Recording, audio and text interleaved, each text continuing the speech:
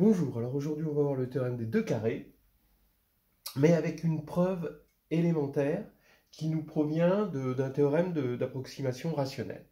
Alors rapidement, je dirais que on a une génération d'agrégatifs, et je dirais même plusieurs générations qui se sont succédées, d'agrégatifs, qui ont bu au biberon du cours de Perrin, le cours d'algèbre de Perrin, qui est un grand classique, et qui ont suivi la preuve du théorème des deux carrés, qui est une preuve très élégante qui utilise le fait que Z de I, l'anneau des entiers de Gauss, est factoriel. Bon, le problème, c'est que c'est une preuve qui nécessite quand même un bagage d'agrégatif, un sérieux bagage de master. Alors ce que je propose, c'est une preuve du théorème des deux carrés par un petit théorème d'approximation rationnelle qu'on a vu récemment sur cette chaîne. Et globalement, ça fait une preuve extrêmement élémentaire qui aurait pu être dans le bagage d'un élève de bac S, option maths, avant les réformes Blanquer, paix à son âme.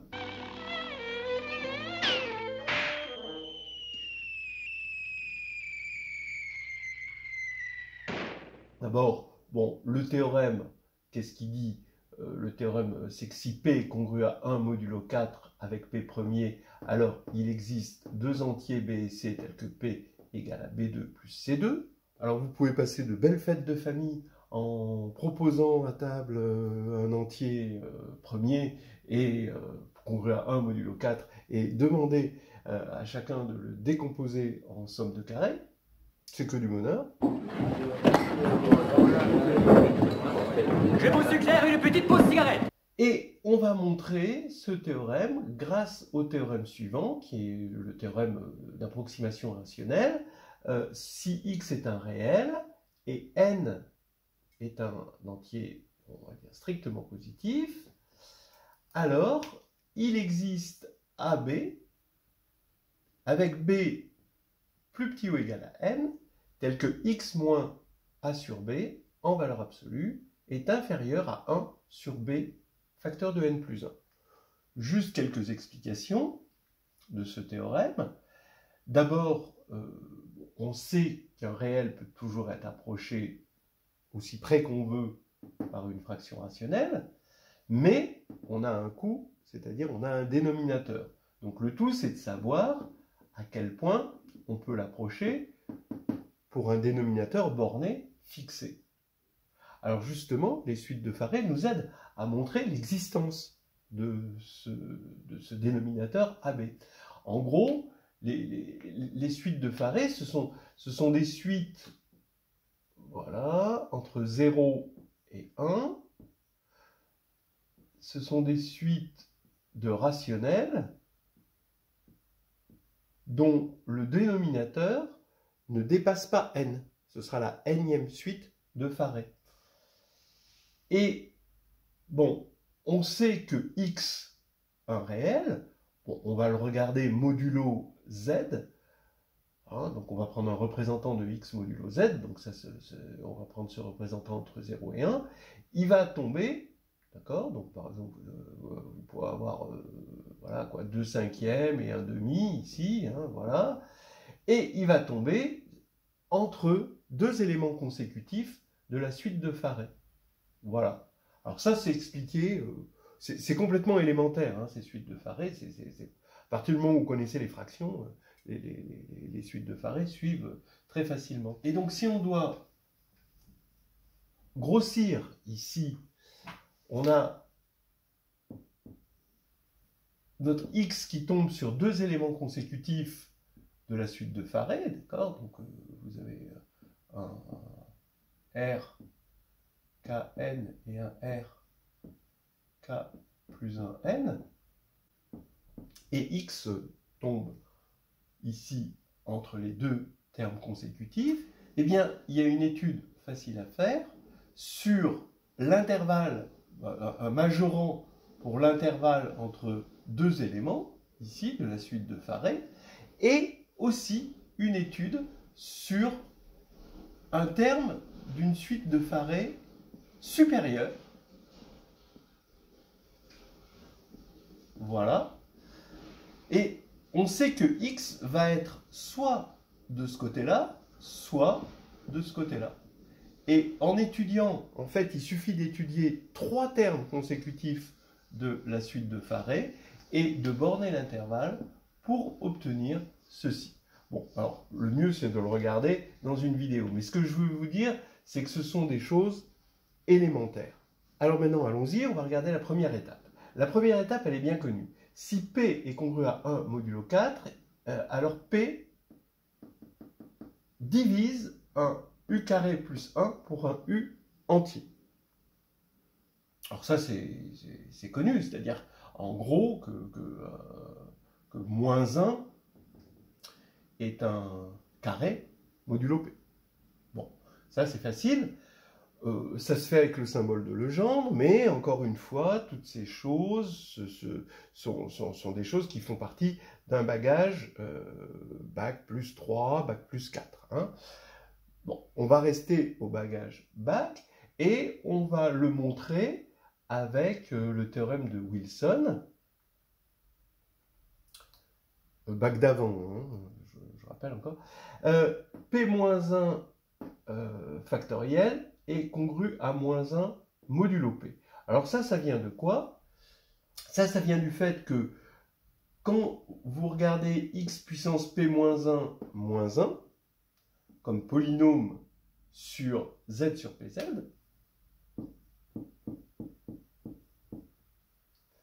eh bien, il annule tous les éléments de z sur Pz étoile, donc il se factorise en le produit de k égale 1 à p-1 de x moins k. Donc on a au moins ce polynôme de droite qui divise le polynôme de gauche à cause de toutes ses racines, qui vient du théorème de Fermat, et on a égalité parce que ce sont deux polynômes unitaires de même degré. Donc on a ça, et si maintenant on évalue en 0, on va avoir moins 1 à gauche, et le membre de droite, c'est factoriel P-1, quand on évalue en 0, fois moins 1 puissance P-1. Mais comme P est impair, eh bien, moins 1 puissance P-1, ça fait 1, parce que P-1 est pair. Bien, donc, quand on évalue en 0, hein, et qu'on est dans Z sur PZ, on voit bien qu'on a ceci. Alors maintenant, on va l'interpréter, parce qu'on n'a pas encore utilisé le fait, qu'on a utilisé le fait que P est impair, mais pas le fait que P est congru à 1 modulo 4. Alors regardez, je vais poser U, le produit 1 fois 2 fois jusqu'à P-1 sur 2, d'accord, P-1 sur 2 qui vient d'entier, et je vais utiliser le fait qu'on a un nombre pair de facteurs. Effectivement, P-1 sur 2 est pair, puisque P est congru à 1 modulo 4. Voilà.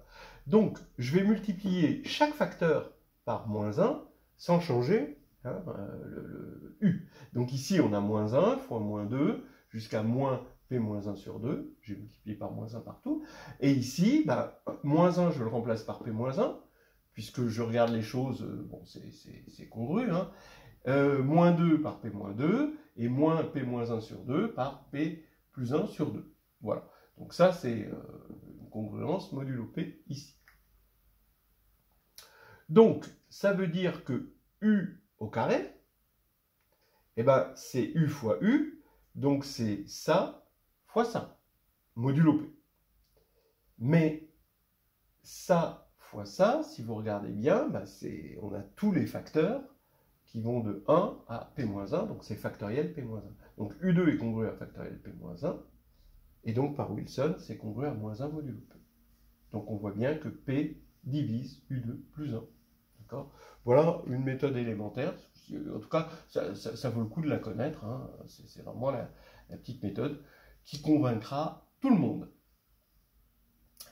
Voilà. Alors maintenant, allons-y pour l'étape 2, où on va montrer que P se décompose en B2 plus C2. Je vais poser x égale moins U sur P. Alors P, c'est notre nombre premier, hein, congru à 1 modulo 4. U, c'est le nombre qu'on a obtenu à l'étape 1. Et je vais poser n, l'entier, partie entière de racine de p. Voilà.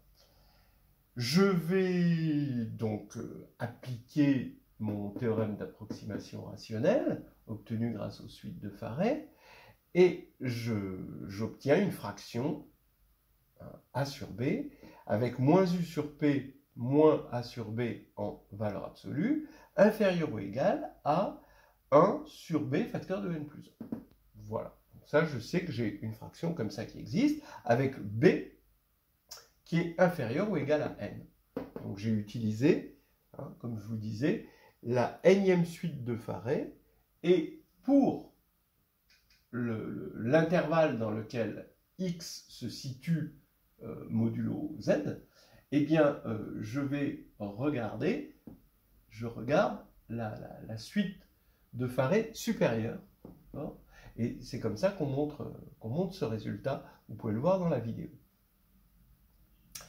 Et bien maintenant, n plus 1 est forcément strictement supérieur à racine de p, donc ce qui fait que ça, c'est strictement inférieur à 1 sur b racine de p. Et maintenant, je vais multiplier par b, p des deux côtés, et je vais obtenir que valeur absolue de ub plus ap, il va me rester racine de p au numérateur. Ce nombre-là, ub plus ap, je l'appelle c. Voilà.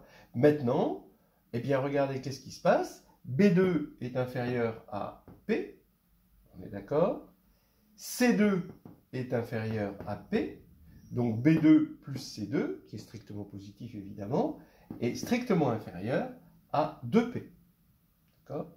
Mais, regardez, B2 plus C2, il est congru à B2 plus U2B2 modulo P. Alors pourquoi?